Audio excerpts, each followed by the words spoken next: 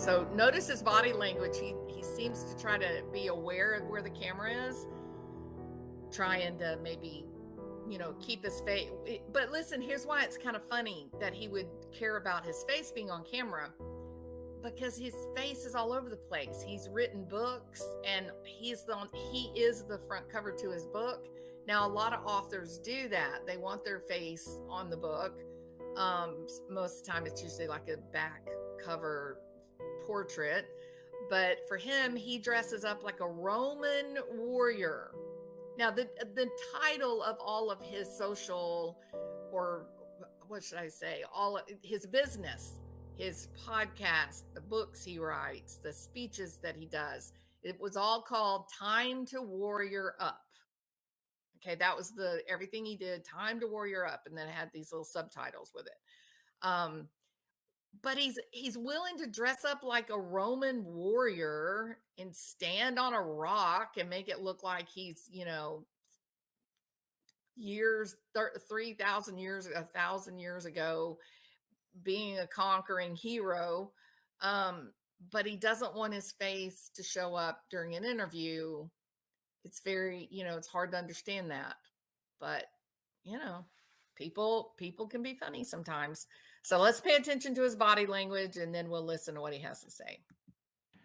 I believe she used the word incompetent more than once. Now watch how he pulls the chair. Sorry. Oh.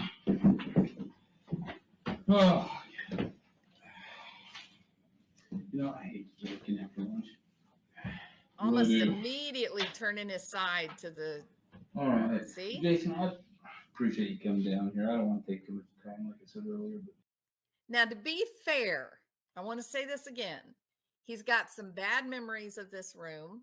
His time with the police department and then getting out of it was not good at all. And he himself had a lot of accusations thrown at him. He's not in a comfortable environment, straight up. So you got that influence as well. But I see some definite body changes and whatnot once the conversation turns to Lori. He's not happy about being here, but things change as you get into the interview. I just wanted to meet you, chat with you for a little bit, kind of tell you a little bit about why we've asked you to be here. This is a smarmy guy. And hey, so Lexi, Texi. Meeser Mom, welcome. Is because throughout this investigation, we're kind of hey, Summer's Truth. Problems. One of the potential problem here is that making accountability for everybody on particular days. Mm-hmm. Trying to also look into the future and seeing what defense counsel might try to bring up and being able to have an answer for them. And so that's one of the reasons we've asked you to come in here, probably the biggest reason, actually. So, and there's reasons for that I'll tell you after we're done. But now, I didn't like this. He says, and there's reasons why we're doing this. And I'll tell you. And then he sort of says in this low, kind of real fast, after we're done. Yeah, Jason, we're creating a record here. We have some things to say. We'd like to, but and there's some other reasons, that we're going to do that and this. And I'm going to tell you after we're done. Why so much secrecy? Why so much secrecy? Same thing from Judge Boyce. Why do we keep doing things when the camera's off? Why do we have to wait, sir, after we're done? Why didn't you just inform him and make it part of the record? When you start creating, okay, well, here's our record. Okay, everybody turn the cameras off, turn the audio off. Okay, here's why we're really here. That's the kind of stuff, the smoke and mirrors that they're providing. It looks bad. It does not inspire confidence in the prosecution of Lori Vallow. I'm very concerned about what's happening. And here we have an investigator that is adding to it. But well, yeah, we'll tell you really why we're here, Jason, after cameras are off. I'm trying to get accountability of where, and it's going to take a little bit of thought on your part too. Maybe I'm looking for some dates to place you in locations. Okay. Have you ever been to Idaho? Yeah, several times. Now, somebody told me, does your sister live in Idaho? She was an expert. What And she's Jason? married to, What'd you say? This is this is funny to me because right off the bat, he's not expecting to have to own this. I, Me and you, we've all been sitting around thinking Jason Mouse down in Arizona. He's just down in Arizona living his best life in 113-degree temperature, right? Well, there's a little more to Jason Mao than that. have you ever been to Idaho? Yeah, several times. Now, somebody told me, does your sister live in Idaho? Mhm. Mhm. Mhm. Mhm. Don't make me say it. Right? Instead of going, yes, yes, I go to Idaho all the time. My sister lives there. Isn't that how you would if someone came up to you and said, "Hey, have you ever been to Idaho?"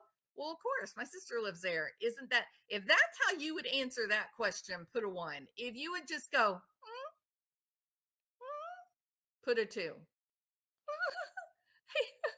Yes. Oh my God. Don't ask me that. Right? The way he answers it is so like a little kid. Like a little kid who just got caught with their hand in the cookie jar. Little Johnny, did you take the last cookie? Oh, I didn't mean to. I didn't mean to. Right. Uh-huh. Mm-hmm. Mm-hmm. It was very cringy. Yeah, he did right off the bat. He was not prepared to answer that question. I think he thought that it was all going to be about him and Lori, and what? They're placing me in Idaho? I wasn't even ready for that. I thought I was going to have to talk about me knowing her here in Arizona. I thought they were going to ask me questions about what happened with Charles here. I never believed that they would place me in Idaho. Okay. Have you ever been to Idaho? Yeah, several times. Now, somebody told me, does your sister live in Idaho? She was an expert. And she's married to, Now, may I ask you guys this question? Have y'all ever heard that term, gird your loins, prepare for battle? Right?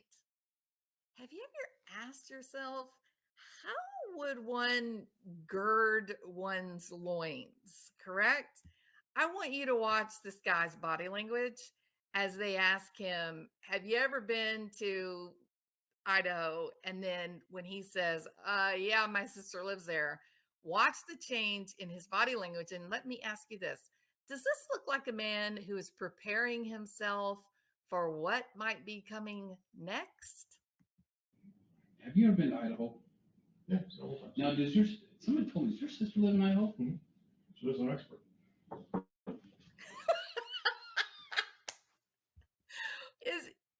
It's fairly direct, isn't it? That, my friends, is a man who is preparing for battle. He has he is collecting himself and getting ready for anything. It's literally like looking at a praying mantis who thinks that there's something that is about to attack, and the praying mantis gets as big as he can. He stands up tall. It is, I'm laughing. It's sort of amusing at the same time. It is ominous. It's ominous if you are Kay and Larry Woodcock, if you are Kresha, if you are Colby Ryan. This is ominous to look at this because you're watching this and you think, oh my God, this means something, but I have no idea what it means, but it doesn't look good. Have you ever been to Idaho? Yeah, several times. Now, somebody told me, does your sister live in Idaho? She lives in Expert. There he is. And she's married He's to, prepared. by the principal Bone. Is that what I understand? I just found that out today. I know him. Do you, Michael Bone? Yeah. Yeah, So where's my sister? wonder why the cop didn't say, huh, well, does your sister know Chad Daybell? Is your sister friends with Lori Vallow? Does your sister and Melanie Gibb, are they besties? He didn't follow up on that connection. He just said, oh, your sister is married to the principal at school. Your sister lives in Rexburg. Oh, interesting. Jason Mao is ready for battle. Jason Mao is nervous. He has put his armor on and he is waiting for the first blow. They missed an opportunity, I think, right there. Yeah, I coached this kid in football. Oh, Jackson? Yeah, quite a while ago. He was a great kid. He was growing up. Yeah. I know. Your sister taught my daughter dance. Yep, that's what For a she few does. years. That's what she does. So yeah, I was pleasantly surprised when I found that out. They're good people. They're very good people. Both of them. I mean, they're just good people. Anyway, so I'm not exactly sure how we're going to do this, but I'd like to get some accountability of where you were on, let's say, well, actually, let's go. Okay, he's about to pin down Jason Mao on his location during the time that JJ and Tylee were killed. Now, I want to give you some perspective here, okay? I want to give you some perspective for Jason Mao, his sister, who lives in Idaho. Actually, she lives in Rexburg, who is married to the principal of the school, who this cop coached his nephew, his sister's son. Giving you these connections here. The population of Rexburg is 35,000. And you've got a direct relationship between Jason Mao in Idaho, I'm sorry, in Arizona, to Chad Daybell in Rexburg. And you think, oh, well, it must be a really small town. No, it's not. It's 35,000 people. Now, is it possible that one of the reasons all these people know each other between Arizona and Rexburg, is it possible because there's not very many cities in Idaho? There's just not very many big cities. Well, actually, Boise, Idaho is the biggest city. Meridian is the second largest. Nampa is the third, and Idaho Falls is the fourth. Not Rexburg. So the reason that I give you that parallel is that this is very interesting. That the connection between this guy from a broken down cop from broken down because he got hurt, broken down cop from Arizona, connecting to Chad Daybell in Idaho. It's fascinating. October 9th and October 19th of 2019. I know that's a big job. I understand that. But if there's Anyway, Let me check my phone and see if I got my calendar back that far. Okay, so all right, let me kind of put in my own words because it helps me, conceptualize what's actually happening. So the cop is asking Jason Mal, we just want to know what you were doing. We want to know from August the 1st, and because we know that the month of August we had uh Tylee last known on the 9th, and then JJ 2 weeks later. So August up to the cop says like October the 1st. So he's trying to get an accounting of Jason Mal's whereabouts through the months of August and September, correct? Now, I'm gonna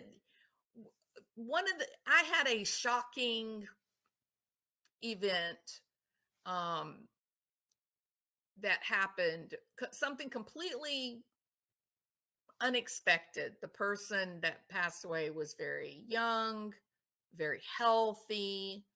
Um, no reason at all to believe that they would literally just die, just going about their normal day, relaxed, happy, life is good, and they just die, right? They just go into the bathroom and die.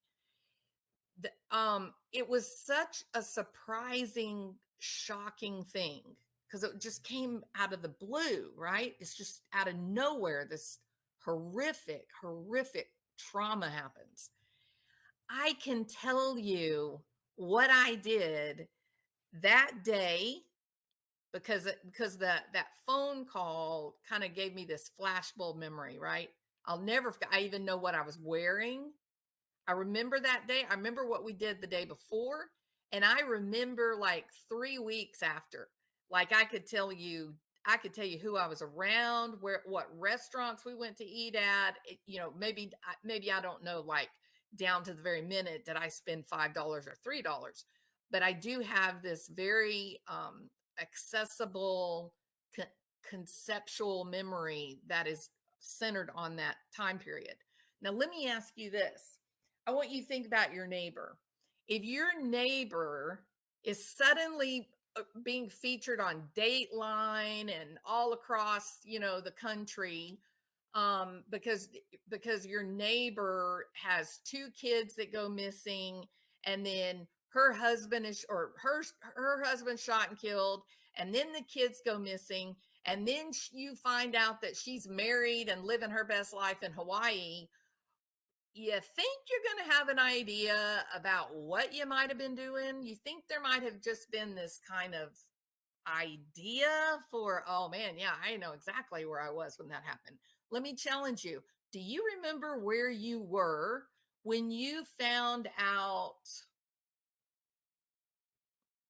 what? When you found out that, I can't think anything, but 9/11 happened. The towers fell. Do you remember the things that you were doing when that whole, Malaysian Airlines flight 370 just flew off into the middle of the night, and then we spent the next 8 weeks, with things like, well, maybe a spaceship got it. Do you remember? You don't know exactly every step you took, but you have this general idea, right? You've got this idea. When trauma happens, when something spectacular happens, our brain naturally memorializes that moment in a big way. There are people that experience severe abuse when they were a child. And they can, like, let's say that they're on the floor and they're crying, right? They can tell you exactly the color of the carpet. They can draw you a picture of the furniture that was in the room with them, because it's the brain. I believe it's the brain's way of keeping us safe, that it kind of has this idea of, oh gosh, I'm in a dangerous situation. I need to remember this moment. So in the future, if I'm ever exposed to these circumstances again, I'll know that I need to protect myself. But he says his friend, the people that he's done, gone online and talked with and has met face to face in the temple and has shared meals with. Hell, he and Melanie were great friends. They were spending prepper weekends together. He's friends with Charles Vallow. And he's got to, when these kids go missing, when Lori and Chad have run off to Timbuktu to get married, when Charles Vallow is lying dead in his own blood, when Alex is dead, you're going to tell me that the cop says, well, what were you doing during this period of time where we were all looking for these poor kids and we had people dropping dead all over the United States? Where were you? What was going on in your life? And he says, well, let me just pull my phone out here and I'll check my calendar. What? Color me skeptical.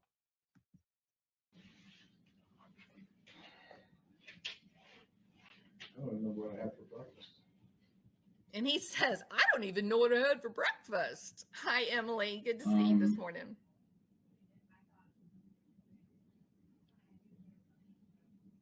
Let's see. I mean, it would have been in the fall. Were you up there in Idaho? Do you recall in the fall at all? 2019? Back there. October. I don't have my glasses with me. Crap. Are those readers? They are. I didn't know what. We just call them old man readers. Yeah. Because we all have a pair. Now, he's thinking, isn't he? He's bought him some time to think. He's like, okay, what am I going to say here? I don't have anything here that says that I was. Oh, is that right? You don't have anything October that 2019. says it. I don't have anything that says. Oh, look, Would see? you normally have See? something booked if you had it planned? You know, October 2000, I wasn't teaching then, so it's possible that I Now was listen to doing a lot of this. traveling back then, a lot of speaking all over the country. But that usually was in my, I have it here, if I did anything. What about the 9th? Yeah, on the 9th? That would be a Wednesday. No, I don't have anything on a Wednesday, October 19th, and on 9th and the 19th. So if it's not on his phone calendar, it didn't happen. What happens in Vegas stays in Vegas. And then he does like the best little kid move in the world. He says, see? And he shows it. See? There's a lot about this. It's very disturbing. It's simply not realistic to say that he has this person in his life that has experienced such an extraordinarily novel set of circumstances that Dateline is covering it, that it's being featured on CNN and Fox and MSNBC. This is a huge story. And he's like, oh, I just don't remember. Let me think. Nope. Don't have anything on my calendar. See? But listen, I did not know these people at all. Now, granted, I'm like y'all, we have this interest in this, I guess the criminal underbelly of society. And I can recall steps and isolated things that happened during that month simply because it got connected to the shock of this entire story. For example, I can't tell you with any other channel, trust me, I wouldn't know. But I can tell you when I first began to watch Donna Serafina, right? The Reverend Donna Serafina. It was sometime in December of this 2019 thing. And it was because she had done a reading on the kids. it was when everybody was going, well, where are the kids? Where are the children? And Julie Rowe was the same time I learned about Julie Rowe. Well, because Julie Rowe's sitting in her car and she's saying, well, I know, Chad, those kids are okay. They're fine. And so it was during that period of time that I was, Googling and seeking out any information I could find about this crazy story. And that's when I stumbled across the Reverend Donna Serafina. And I will never forget it. She did this reading where she is describing where the children are. She's using her what do you call it? Psychic powers to say, here's the buildings I see, here's what the landscape, the topography looks like, here's the conditions of the bodies. Two kids were not killed at the same time. They were killed at different times. They're buried in two different locations. The condition of the little girl is diabolical. She refused to really describe what all she was seeing, but then she said, let me just say, cannibalism is involved. But the condition of the little boy's body, no, it's like they had a ritual with him. It's like he's laid in honor. She described the multiple layers of the dressings before they buried him. It was crazy. And I'm listening to this was in December. And when she started talking about the cannibalism, I said, this is absurd. And I turned it off. I said, this is ridiculous. I don't even know why I'm listening to this woman. I don't even believe in all of this psychic, mind reading, message boxes. I just don't. I know a lot of people do, and that's okay. But for me, I like the here and now, the facts, right? And I just said, this is silly. I can't watch that at this point now. Instead of it kind of being just lazy entertainment listening, now we've gone into a weird sicko world, and I'm just not going to entertain this. I'm not going to be a part of listening to this and giving her the views on this. No, not going to. Imagine when they did find these babies, when they began reporting on the condition of Tylee's body, I said to myself, my goodness, that woman had it right.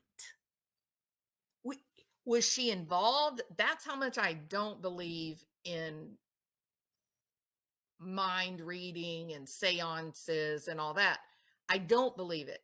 And I said, oh my gosh, does she know? Was she there? Like, how did she get it so exact? Even the description of the house was very accurate to, I'm going to tell y'all, even now today, I don't know how it happened. I don't think she was involved. Please don't get me wrong. Hell, she's gone on to say things about Suzanne Morphew that were dead on correct. How did she know? So with Reverend Donna Serafina, I'm on the fence. She may have gifts, but I'm pretty sure she doesn't have a neon sign that says psychic in the worst neighborhood in town. Okay, I think she's probably a normal lady, but she's got some kind of gift. I'm willing to give her that, but I don't know. I don't understand it, and I don't widely embrace that kind of thing, but I certainly can say I believe what I heard, because I literally said, no, I'm not going to listen to this foolishness when she brought up the whole cannibalism thing. And then Nate Eaton in that helicopter, and I'm looking at it and I'm going, oh, that looks very similar to what that lady said. And when they found the kids in two different locations, I just said, my God. I went back and I ended up listening to the whole podcast again and listened to the details. And so it was during the preliminary hearing with Chad that my fears or interests, whatever you want to call it, were fully realized, that what the detectives discovered was just about exactly described by the Reverend Donna Serafina that December before. Isn't that crazy? So that was weird. But nevertheless, back to Jason Mao. We all, our brain has a way of taking this photograph, this snapshot. And although the snapshot may be in the immediate vicinity of the believed danger or trauma, what it does provide for us in terms of memory, we can go back to that moment of shock, and that reminds us of that day and all the things that we had going on. And that's how we can kind of look back over a year or 6 months and kind of remember, oh yeah, I did go, oh, that was the weekend. I think that was the weekend that we got back from Disney World. So you see what I mean? It kind of helps you kind of through this, what I call breadcrumbs. You can kind of go through the breadcrumbs through your memories and kind of at least get a general idea of what may have been going on. But Jason gets very exact. Now, I get it. He's talking to cops. He's a past cop. He probably understands, I better be careful what I say. But to hold his phone up, say, see, look at my calendar. Nothing written here. Let's see if I can get back to that point. It's kind of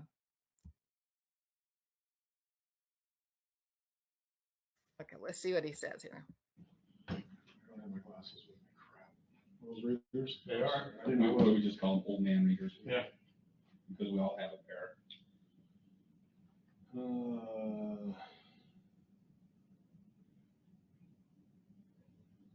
Oh, I didn't know that stuff, Banana.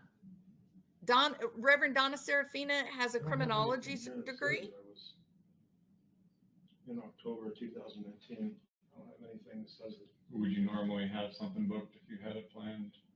October 2000, I wasn't teaching then, so it's possible that I was doing a lot of traveling back then, a lot of speaking all over the country. But that usually was I have it here, if I did anything.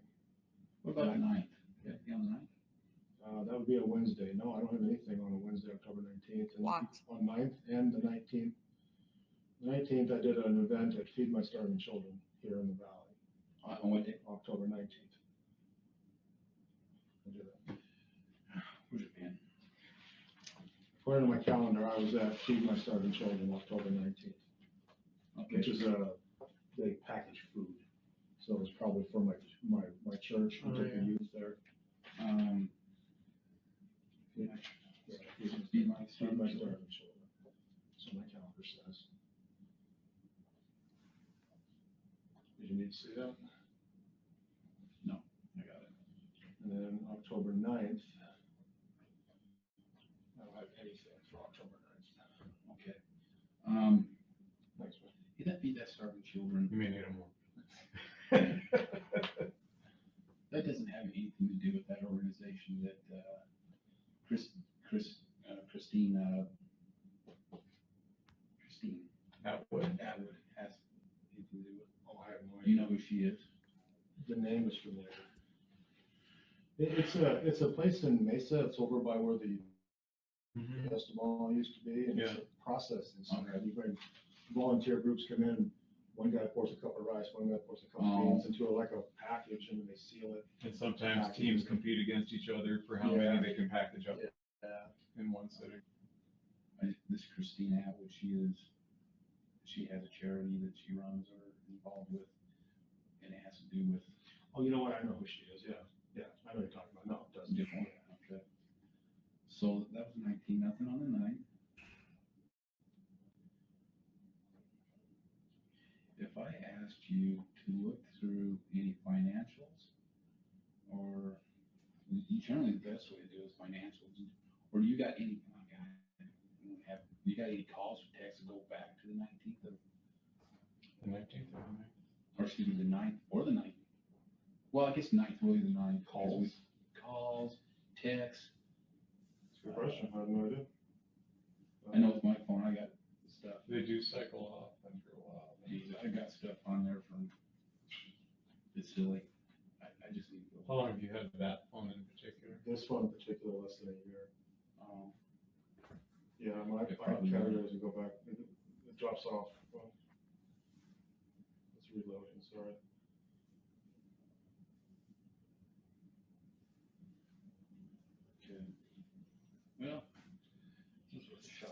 Hi, Thunder and Lightning. Doesn't seem to want to go back that far.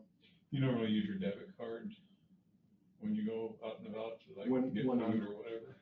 Almost 100%, yeah. Unless I'm traveling, then I use my business card for everything.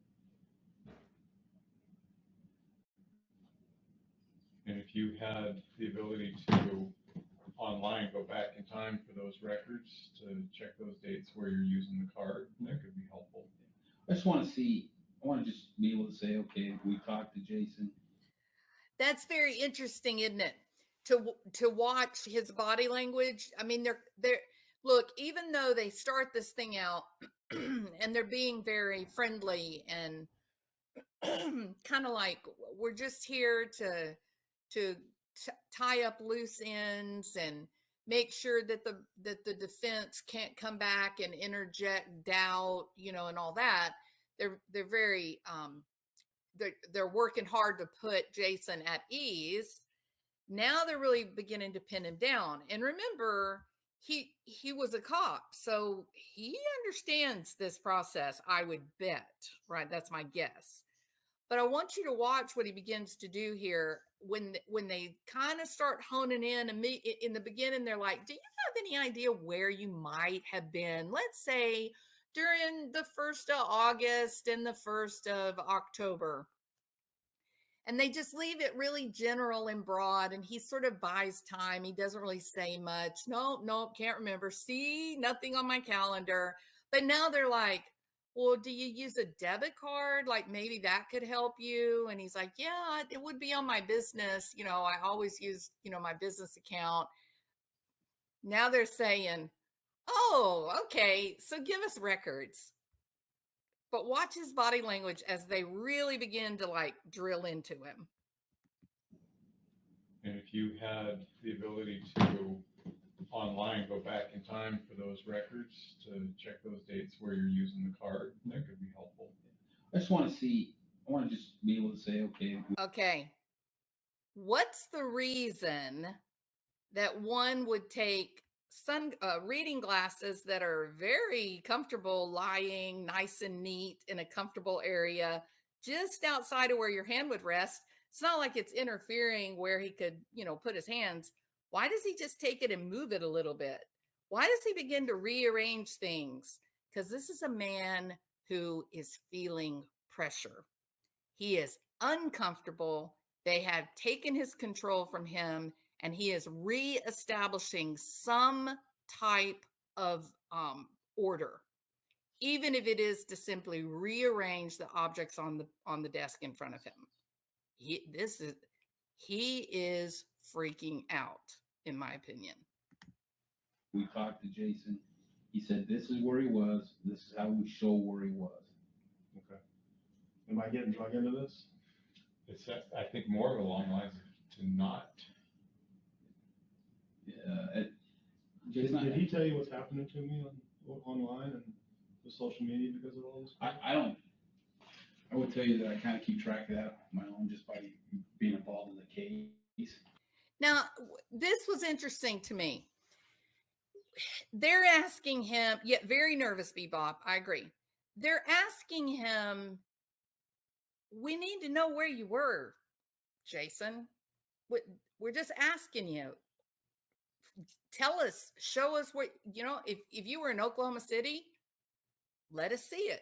So show us a charge on the 9th, the day that we believe that Tylee died, or the day we believe that JJ died, or the day that Melanie Gibb and David Warwick, were in Rexburg. Were you there too? I think that's what they wanted to know.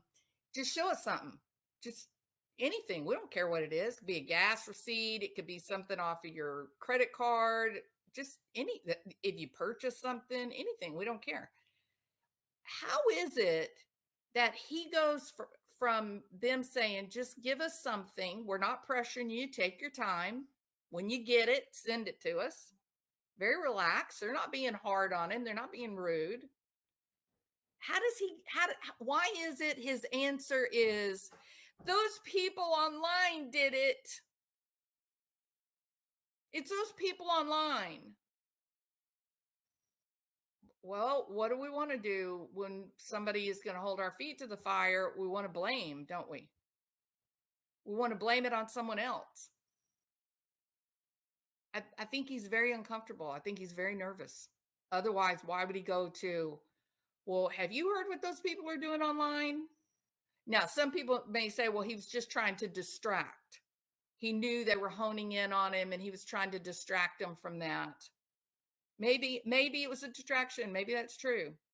Maybe that was maybe it was his way of trying to move himself instinctively, not that he would have spent time really thinking this through, but that instinctive reaction of, hey, we need something to prove that you are not in Rexburg on the 9th. It was this automatic, well, don't think about where I was on the 9th. I want you to think about how I'm the victim. Why are you looking at me like I am some sort of perpetrator? I'm the victim. These people are ruining my life. You need to be going after those online wing nuts. Isn't it interesting? Melanie Gibb did the same thing. Ooh, those people online, they're sick.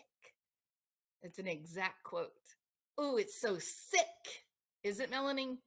Is it sick that we're here looking at the facts of your interviews?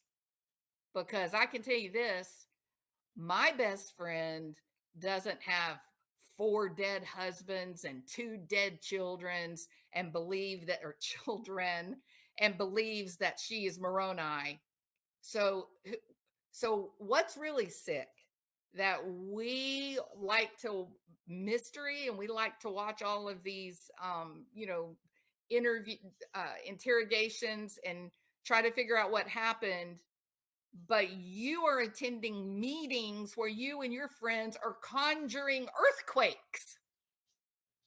You guys are spending thousands, tens of thousands of dollars preparing for the end of the world. You're going on weekend campouts so that you can talk about your end of world visions. So is it really sick that we watch interrogations and talk about what we think about body language? So you and Jason attacking the online people, calling them wing nuts, calling them sick. Is that really your opinion or is that you deflecting? I know you've taken a hammering on it. Yeah. So, and I feel bad for you. I truly do. I think it's probably undeserved. I mean, they got water posters out for me. Some of these wing nuts. They're canceling my shows. I think he said they've got wanted posters out for me. Is that what he said? I'm going to tell you something, Jason. We've spent a lot of time looking up anything and everything that we can find on Lori Vallow and Chad Daybell. And I guess to some extent, to be fair, we've all looked a lot at Melanie Gibb and Melanie Pulowski as well. We're on Facebook discussion groups. We're on Reddit. And I got to tell y'all, not once have I seen a wanted poster. So everybody that's in the chat, if you have seen a wanted poster for Jason Mao, put a 1. If you have never seen a wanted poster for Jason Mao, put a 2. Just curious. It's very uncomfortable, isn't it, Emily? It is. I heard somebody describe this questioning as cringy. Stuffed Banana says this is classic projection.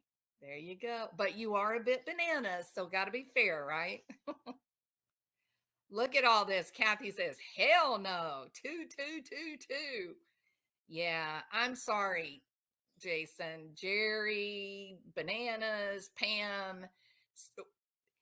Wins. We've never seen a wanted poster, Jason. I'm shocked. When I heard that, I had to rewind it because I was going, what is he saying? He does in fact say they have wanted posters. So I don't know, Jason. Are we really wing nuts because we like to go through interrogations and we like to watch trials and we like to discuss the subtleties and the individual facts? Does that make us wing nuts, Jason?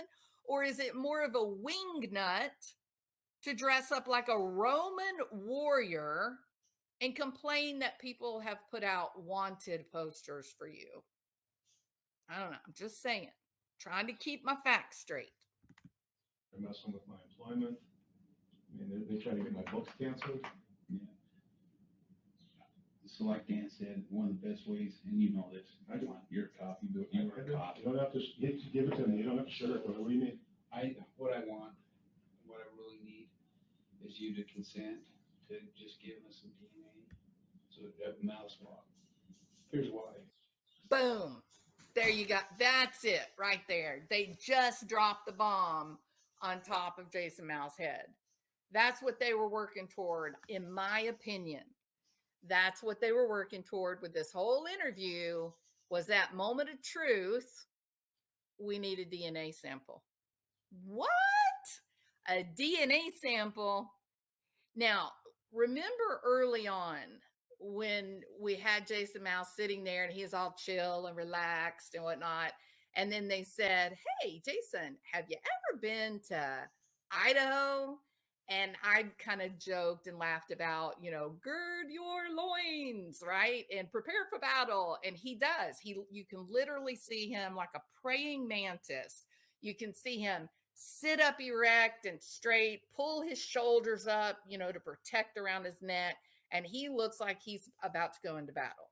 He knows now, oh my God, I'm in dangerous territory. And then the discussion of Rexburg and his connections to Rexburg begins. Now, notice how the cop is just, he's trying to be, just nothing unusual here. Here's the reason why, though. They're afraid that he's going to say, well, I need my attorney. They're trying to balance this thing between, hey, help us out, good buddy, good pal.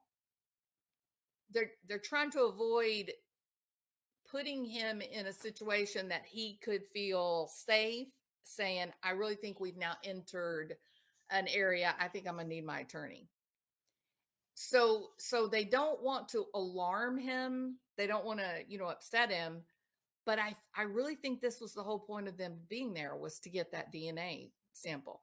I also think that they got the DNA sample, and I think it came back negative, and I think they couldn't connect any DNA to these crimes, and that's why this questioning was released to the public. I think it's my opinion, I think when we get these interviews and such released, I think that's a pretty good sign that there was, nothing that came of it. So we got the Zulema Pastenis questioning, nothing came of it. So they released it. It wasn't going to be something that would end up being evidence in a trial. Now, I'm disturbed by that. We've caught Jason Mao lying in terms of how he knew Lori and Melanie Gibb. But if look, Rob Wood has proven he's running low on RAM, and he can't prosecute Lori and fill out the victims' forms, right? He can't do both. He's trying to focus on a good prosecution, and rightly so. That's the most important thing, is to get a guilty verdict. I agree 100%. That is the biggest priority.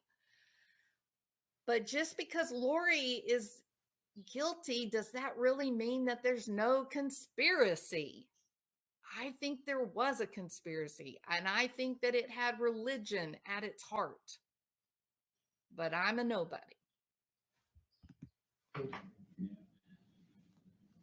So like Dan said, one of the best ways, and you know this, I want your copy, but you were a copy. You don't have to give it to me. You don't have to sugarcoat it. What do you mean?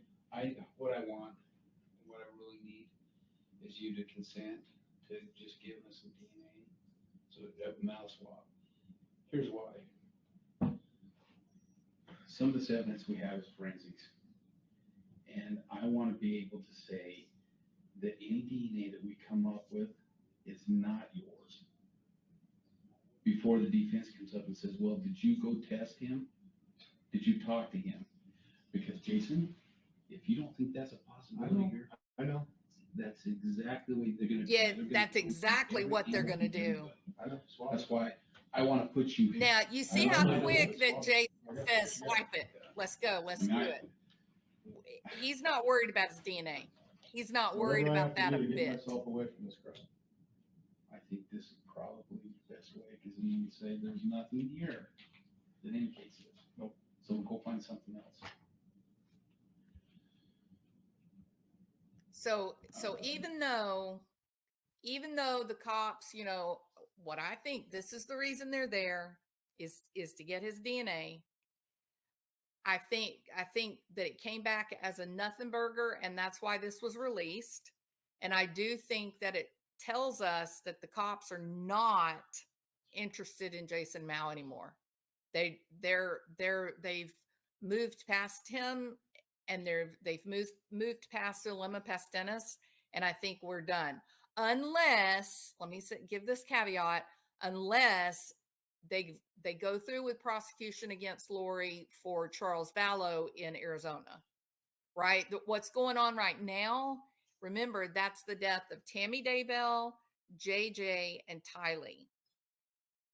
This does not include the murder of what I think was the murder of Charles Vallow. So they still have another shot at Lori. If they don't get her in Idaho, they can still get her in Arizona, right? And they released this, so if they anticipated that this would be used in their trial, I don't think it would be released, right? They would be keeping it hidden so that it would be good for, not hidden from the defense, but they would have it away from public consumption. But it's been released. So and again, the body language, the manner that he responds, even though I think they were scared of asking him, I think they feared that he would say no and ask for an attorney. Now, I don't know if you can see the stress in him right now, but you see how he's like taking a deep breath, and he's kind of like, oh, like he's about to explode. The manner in which he answers, it looks really honest. Like people that answer fast and they just say, what? No, like that without a lot of fanfare, that's usually authentic. I'll put you. I'm not doing this. Swab it. I got it. He says, see, swab it. While the cop is even still talking, he's like, do it. You don't have to convince me. You don't have to keep on talking. Just do it. I don't have anything to hide. Do it. Let's do it. Just take the swab. Let's be done. That rings as very authentic and free. He has no fear that his DNA had anything to do, at the burial locations. I believe that. Yeah. I mean, Whatever I have to do to get myself away from this crowd. Now he said, whatever I have to do to get myself away from this crowd, quote unquote. Just now he said that. It's a little muffled, hard to hear. But remember, he's the one that introduced this.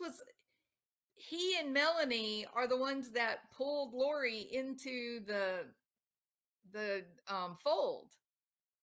He apparently has this relationship with Chad before he ever knows Lori. So which crowd is he talking about? Is he talking about specifically Lori, Melanie, Alex, and Chad? Or is he talking about this whole preparing a people crowd? Like, what's he talking about? He's then going to go on and tell us all about how he is a seminary teacher. He's teaching. This man has done more in his short life than anyone I know. He's been a special forces guy, which wasn't exactly accurate. He was military for sure, but he kind of played it up like he was a Rambo kind of, one of these, true special forces, like a Navy SEAL or whatever. but so he was I think he was a paratrooper, maybe, military police, cop, author, motivational speaker. He's a security expert, a director on movies, and now he teaches seminary. He's an active guy. Oh, podcaster. How did I forget podcaster? He's a podcaster. Doesn't even say there's nothing here that indicates it. Nope. So go find something else.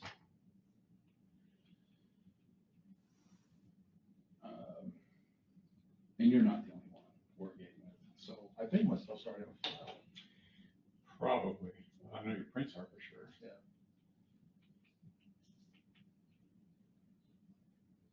Bye, Emily. Thanks for coming. Appreciate it. Do you want to collect or you want me to? No, you go ahead. I'll watch it. Are you taking this back to Idaho, or you have Now, I thought that was a rather interesting question. He wants to clarify with them. This is something that would never entered my mind. It never would have entered my mind. He says, are you taking this back to Idaho with you, or is it staying here? Kind of interesting, isn't it? I wonder why he would clarify that.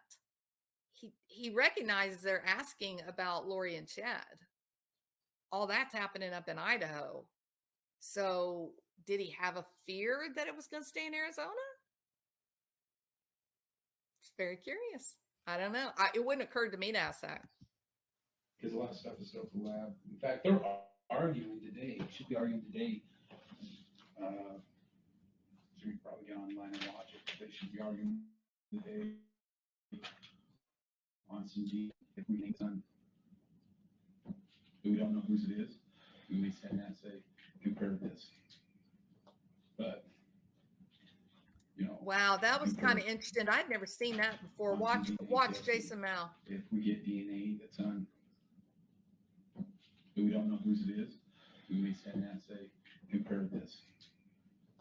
But oh, that I know. I'm truly just doing this to make sure that, you know, you're accounted for. I know you're not there. Whoever butchered those kids needs to burn in hell. So it's very hard to hear. He says, whoever butchered those kids needs to rot in hell. So he does say that. He says a lot of things in this interview that really do make me think he's being truthful.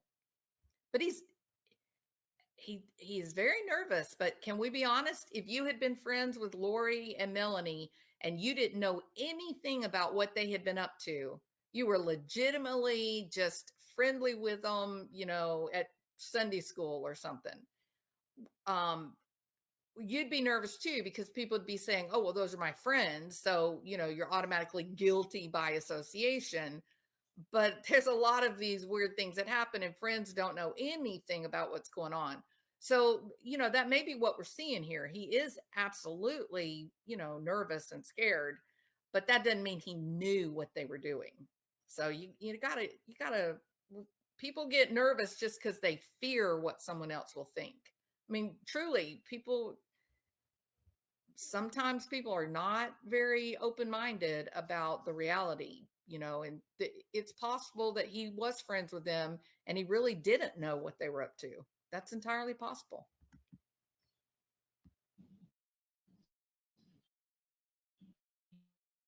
if you want to do more. That list is getting long.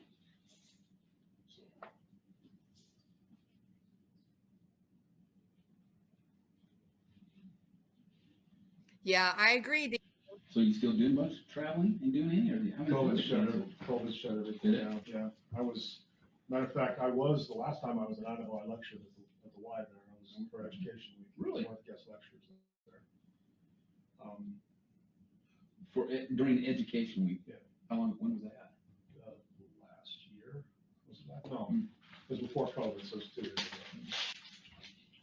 Well, before COVID was 2019. When did all this happen? Oh yeah, 2019, Jason. So maybe you were in Rexburg That was on- August and September. It was on education. Yeah, I don't live too far Emily from here. said small Just church.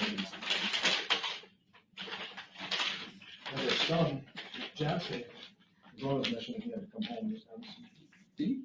Yeah, he's having some transitional problems. Okay, now they're talking about family related stuff, so I don't want to listen to that because that's he's asking about his son. So let's go forward. I think that'll get us. We were sitting there talking about it, he's telling about, I'm like, I never would have thought you would be into that like you were. To write stories like that. It's your own good deal. All right. Jason, were you at all up in Idaho during the month of September, October of 2019? I don't think so. I can't remember. There's nothing on my calendar, so. Would you check for me? Yeah, I mean, just, absolutely. and then we'll reach back out to you, or I'll leave you with the card. You can You want you want pictures of my financial records? for I that think month? if you could provide, I guess, particulars to show your location with financials, that would be I would fabulous. really on the I'm really curious about the 9th or the 19th. Okay. But if you were But up also there the at one all- in So I September. don't forget. Can you guys write the dates down that you can do this? Yeah, and then also, if you were up there anytime between the months of the 1st of August until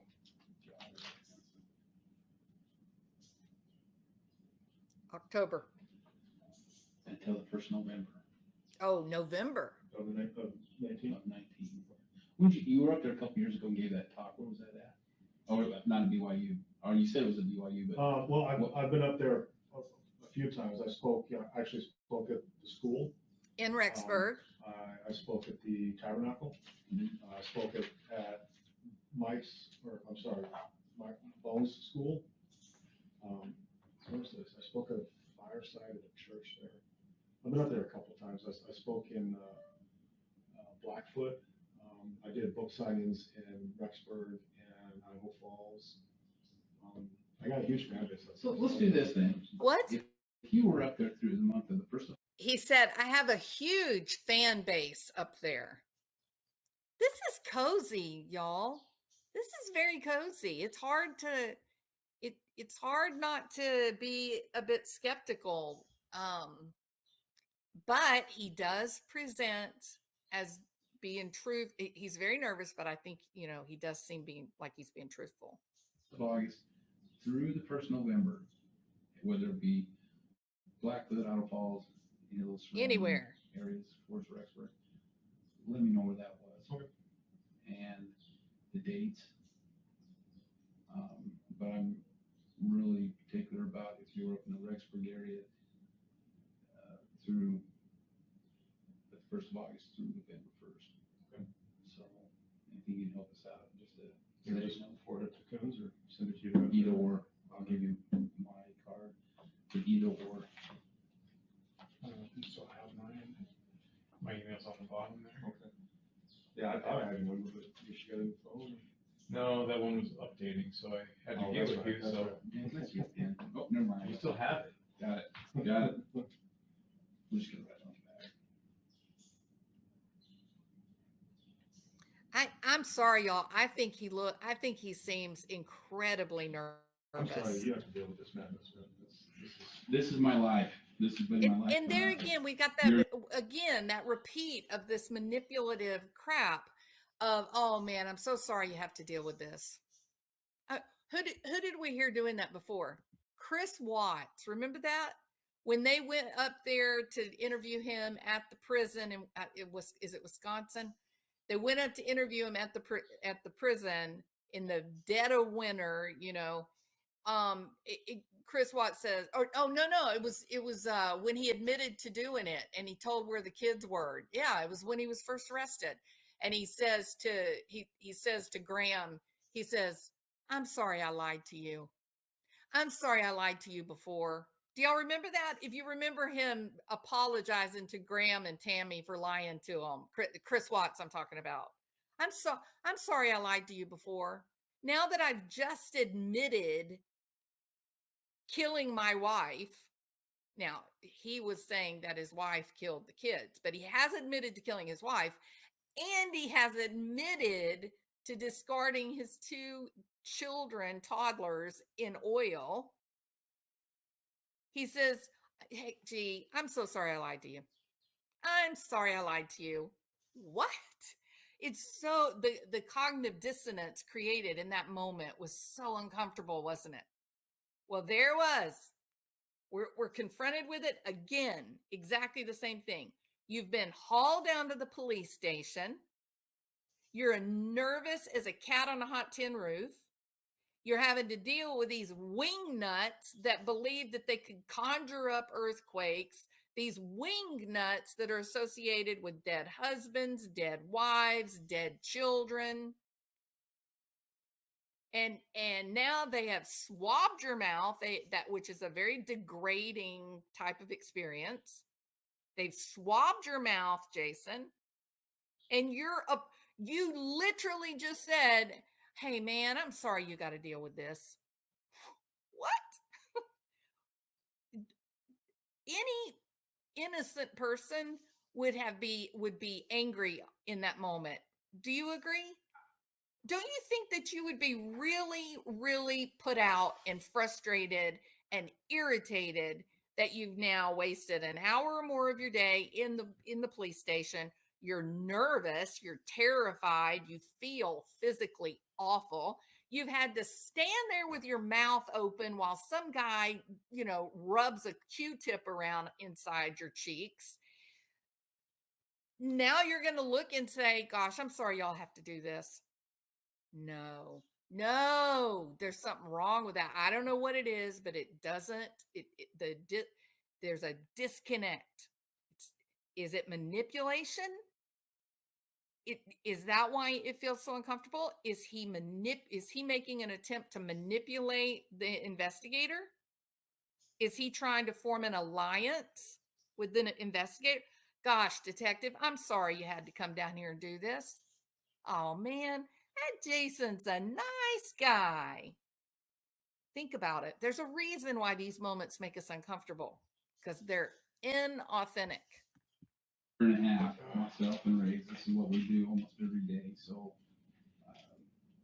I understand where you're coming from. I don't mean to be a bother, but it's not, to me, it's not so much as, it's covering, dotting all I's, crossing every T. I got a few of these myself, man, I get you. I get it. You know This has international implications. You know that there's a curious comment. This has national implications. I want someone to put in the chat what's the national implications? How is this story, this nightmare of Chad Daybell Chad Daybell, Lori Vallow? She's from Arizona. He is from Idaho. Like, what is that? An 8-hour drive, 9-hour drive between the 2 locations? Where's the national? How is it national, Jason? Okay, Bebop says, "Is it the church?" Thank you. Right? That's about the only thing I can think of. Is he referring to what an LDS parishioner does? It reflects on all of LDS. Is that what he's saying? I'm going to tell you something. If there's let's say there's a shooter, one of these mass shooting people. If there's a shooter and they're a Methodist, I don't automatically start feeling protective of myself, going, "Oh, they're going to blame me because I'm Methodist." Do you see my point? I thought that was I thought, well, how could he even be? Is he referring to the church? I'm talking about the LDS church. Is he referring to the LDS church? Is that what the national implications could be? But even that is kind of a stretch, right? So I get a feeling that it is like Koresh. That might be a really good parallel, Big Ups. And thank you, Big Ups, for being awake. I thought Oh, I thought you had gone to bed for a nap earlier. No, yeah, I think it's interesting that it could be that he's feeling protective of the whole preparing a people, that he's feeling very protective of the avow, right? That that um that his prepper movement, the one that has made him so famous, that his prepper movement, his survivalist movement, his end of times movement, that it's intact. He doesn't, I think what he's referring to is that he doesn't want what this little group of prepper religious people did, meaning Lori, Chad, Melanie Gibb, who am I missing? Zalema Pastenis and Alex, and Melanie Pulowski and Ian Pulowski, that just because they did it and they are like-minded, isn't that what Melanie Gibb says? Like-minded individuals, that just because these people did it and they were part of us, we all have the same belief system, but don't judge us. They went too far. They killed people for cash, but don't blame all the rest of us for going out and learning survivalist and or survivalism and preparing with prepper food and learning how to, treat a wound with a pine cone and, all that. I can see that that's probably what makes the most sense, right? But I get very uncomfortable with this word cult. Look, I think in some way, of course, I've learned something since then that changed my thoughts a little bit. Originally, I was thinking, that's not what I believe now, but originally I was thinking that Lori and Chad, that this little group that they had going on, that they were really sort of thinking about the 144,000, that they were going to lay claim to this as the king and queen, the priest and the priestess, and that it would actually be a culture that would be very matriarchal, that the females would be the power structure and the men would be there as support. I mean, you look at all these, the couples that were associated with Lori and Chad, you've got these very strong, beautiful alpha women and these meek kind of, goofy kind of men that were odd and a little off. Zach, Lori's nephew, said, "Oh, Uncle Alex was always odd. He was always off. Yeah, the whole time I've known him, he's been strange. He never could keep a job. He was, never had many friends. He's just kind of a goof." Chad Daybell is the king of goof, right? He's got more nicknames than anybody I've ever seen. People call him Chins. I call him the Chadster because he kind of reminds me of this 1950s kind of nerd, Of course, in today's world, nerds are those really brilliant guys and women with, a deep understanding of the science, hard science. Those are kind of nerds, and they're looked up to. Nerds in today's culture, people want to be nerds, but I'm talking about the 1950s kind of goofball, kind of, stumbling over his own feet kind of guy. So I just thought that they were putting together this matriarchal, power group. I have since learned, Kresha, kind of directed me to read about that this connection to the Church of the Firstborns. There is a matriarchal kind of element to it.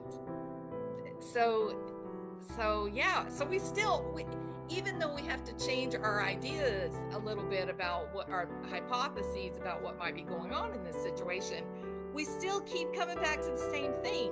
This was not an isolated incident of Lori and Chad needing to get their narcissistic fill and manipulating people to get it. This looks like something very troubling. The behaviors, the things that this group has admitted to and they have described, it bears a very close parallel to what we're able to learn about the Church of the Firstborn. And then how in the world does Lori Vallow, a lady who thinks that she's not going to poop and she never has to eat again because she's a translated being, how in the world does she, this kind of half crazy, nut, how does she find out the ceremony of the second anointing? It's a heavily protected secret. Supposedly only the top 15 are supposed to be able to know how to do it, and they designate someone to do the ceremony. Was it Jason Mao that was designated to do the ceremony? It's a question. That's all it is. But I really think if you guys are interested in the prosecution of Lori Vallow, I don't call her Daybell, because I think that was a fraudulent marriage. They murdered two people in order to be able to sign that little piece of paper, and that makes it fraudulent. So I'm going to stick with the real marriages just because, I'm that kind of girl. Lori Vallow's prosecution, the eventual prosecution of Chad Daybell, I think there was something bigger over them. These were two bonehead goon gourds that were given great power. Why? Why? Do you know how much money? Listen to this. You can't wrap your mind around this. Do you know how much money Chad Daybell was making off of his books? Who knows? Hey, Diane, welcome. Good to see you this morning. $2,000 a year. That's it. $2,000 a year. Or is that what he was claiming he made? And in reality, anybody that paid cash for a book, he didn't sell that book, did he? That cash went straight into his pocket and there were no receipts provided. You know what I mean? So this whole prepper thing that they had going on, and I know that this is big for the Mormon church teachings, I suppose. This preparation for the afterlife is a big part of their overall doctrine. But it's like its own economy. There's a lot of money that's getting passed around from people that never gets seen by the government, that never gets taxed. Lori Vallow's father was, a self-prescribed auditor or financial wizard who said that, income tax is a crime, and that the government has no right to collect income tax or for you to pay income tax, blah, blah, blah. So he actually spent jail time for this. I don't know if y'all knew about that, but he didn't come up with that all on his own. He wasn't in isolation. It's an offshoot of the belief system of the Mormon church.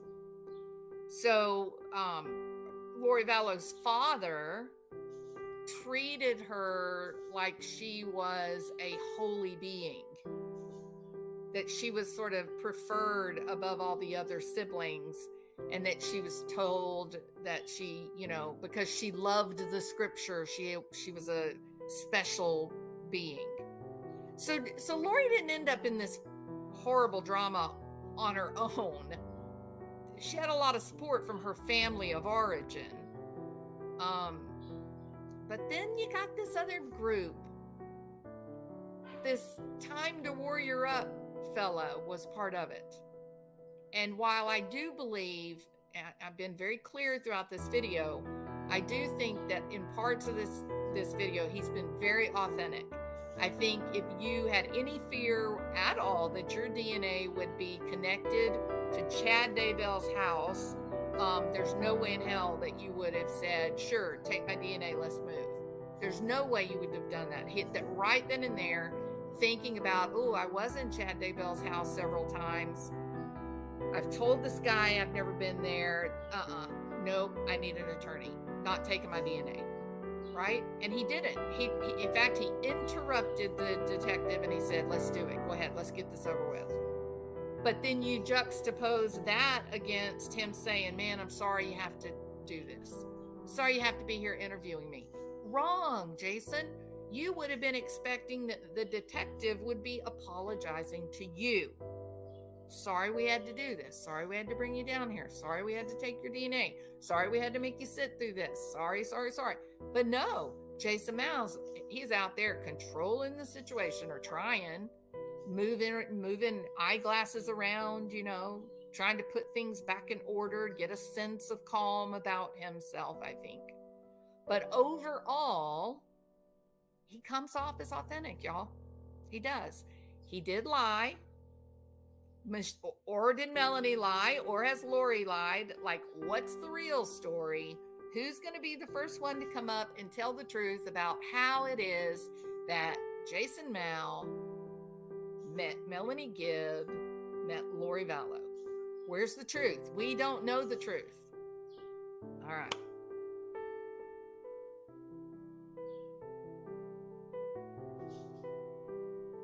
Yeah. I think that's part of what's been going on, DB. I think that's why there's no cameras. I think that's why Boyce brings a lot of the issues into his chambers. I think that whenever they have to talk about the LDS implications, I think that's when things go dark. You know how the detective says, and I'm going to tell you, but we'll do that later. I think that's once the camera's off, then he'll say to Jason, we're trying to control any kind of negative influence falling back on the church. Yeah, I believe that.